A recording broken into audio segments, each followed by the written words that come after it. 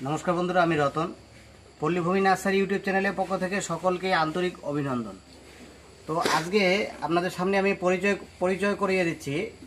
আপনারা দেখতে পাচ্ছেন যে এই গাছগুলো টি টেবিলটার উপরে অর্থাৎ ডাইনিং টেবিলটার উপরে এটা হচ্ছে সাদা চন্দনের অরিজিনাল চারা, ঠিক আছে।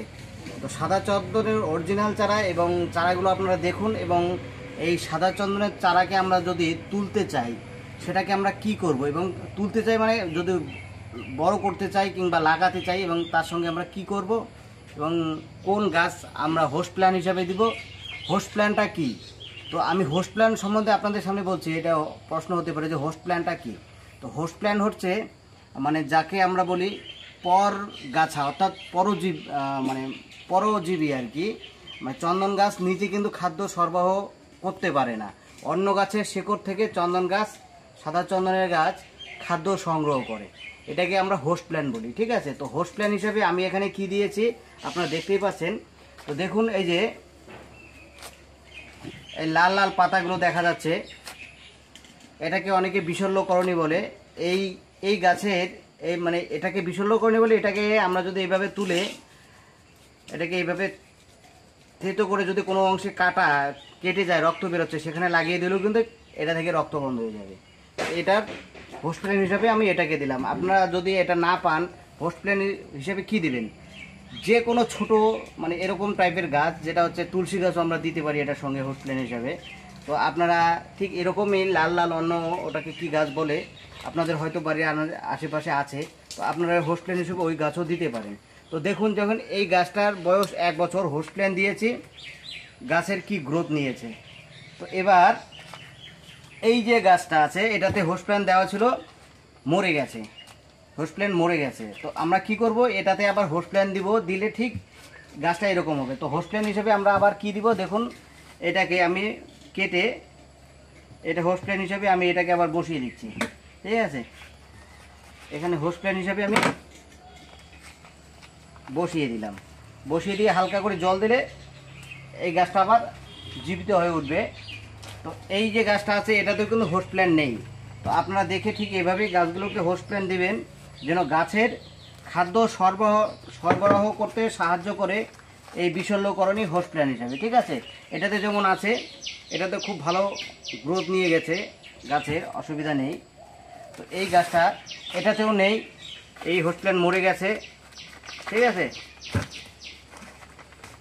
আমরা হোস্ট প্ল্যান হিসাবে আজকে আবার হোস্ট প্ল্যান দিচ্ছি।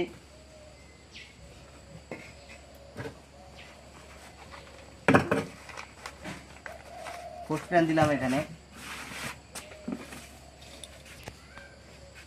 যে কটা গাছ আছে মরে গেছে আমি সেগুলোকে পাশে হোস্ট প্ল্যান দিয়ে দিচ্ছি, ঠিক আছে, যেন গাছগুলো না মরে এবং গাছের খাদ্য সরবরাহ করতে সাহায্য করে। এই যে একটা গাছ, এটাও 1 বছর বয়স, এই হোস্ট প্ল্যান ছিল, মরে গেছে, না হয় গাছটা আরও ভালো হতো। তো এই গাছগুলোকে আমি সাথে হোস্ট প্ল্যান দিয়ে দিলাম, ঠিক আছে। এই যে একটা গাছ, এটাতে একটা দেওয়া আছে, হ্যাঁ। তো এই গাছটাও মোটামুটি সেটিং হয়ে গেছে হোস্ট প্ল্যান।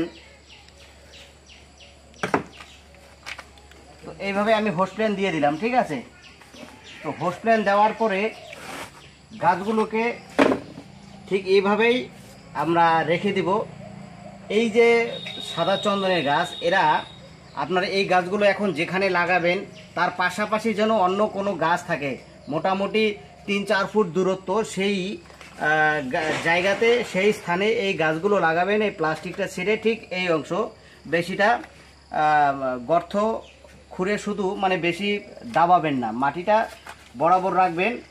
আর এই চন্দন গাছ লাগাতে গেলে আমি শুধু ভার্মি কম্পোস্ট অথবা গোবর সার, কারণ চন্দন গাছের নাইট্রোজেনের প্রয়োজন হয় প্রচুর, হ্যাঁ। যে মাটিতে নাইট্রোজেন বেশি থাকবে সেই মাটিতে চন্দন গাছ দ্রুত বাড়বে।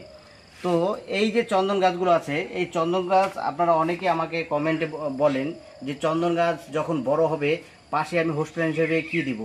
অনেকেই আম গাছ আছে, কারো সুপারি গাছ আছে, এরকম হোস্ট প্ল্যান আমার দেখা আছে।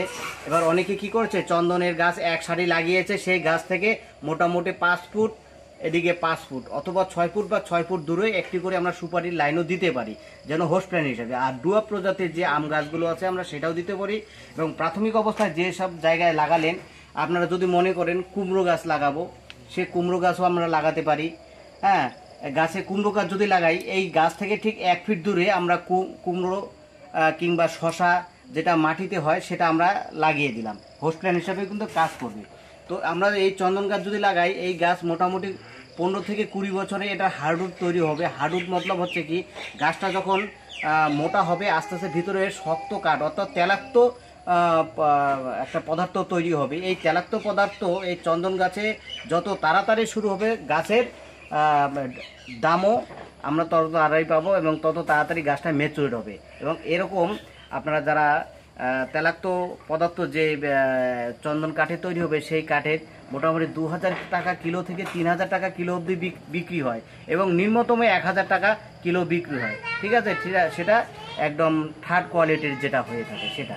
তো আপনারা নিঃসন্দেহে এই চন্দন গাছগুলো লাগাতে পারেন এবং এই চন্দন গাছ আমাদের ওয়েস্টবেঙ্গল তথা পশ্চিমবঙ্গের মাটিতে অবশ্যই হবে, কিন্তু আপনারা যেখানে লাগাবেন সেই মাটিতে যেন জল না জমে, একটু উঁচু জায়গা থাকে। আর এই চন্দন গাছ, এই যে এরকম একটা গাছ, সে সপ্তাহে 1/2 লিটার থেকে 1 লিটার জল টানতে পারে, নিতে পারে, সেইভাবেই দিবেন।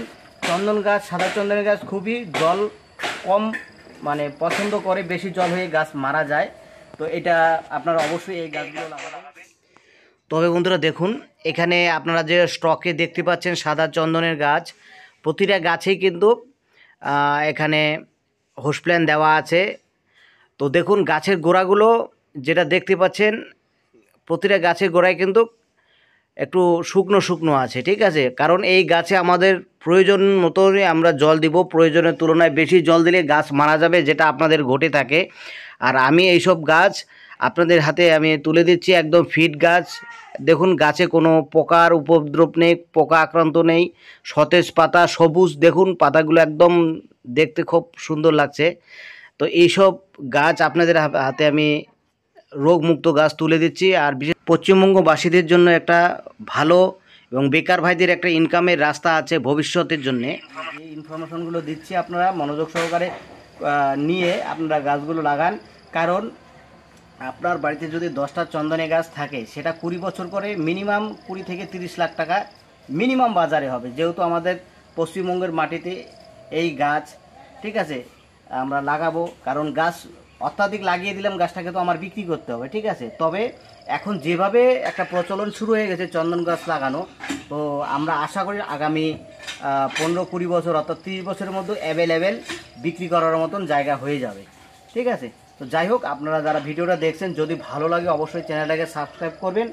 আর আপনারা যারা চন্দন গাছ নিতে ইচ্ছুক, যে আপনারা ভাবছেন যে জেনুইন চন্দন গাছ কোথাও পাবো, তো আপনারা অবশ্যই আমার এখানে হোয়াটসঅ্যাপ নাম্বার দেওয়া আছে 9002308152, এই নাম্বারে যোগাযোগ করতে পারেন। আর আমার এই চন্দন গাছের শীত এবং বীজ যেটা সংগ্রহ করা, সেটা আমার সাউথ ইন্ডিয়া অর্থাৎ কর্ণাটক থেকে।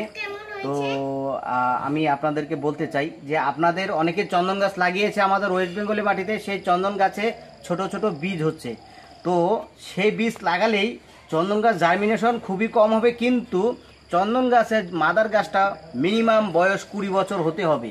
তবে সেই গাছ থেকে যদি আমরা সিড সংগ্রহ করি, সেই সিড ম্যাচুরেট সিড হবে, খুব ভালো হবে এবং সেই গাছটাও ম্যাচুরেট হবে তাড়াতাড়ি।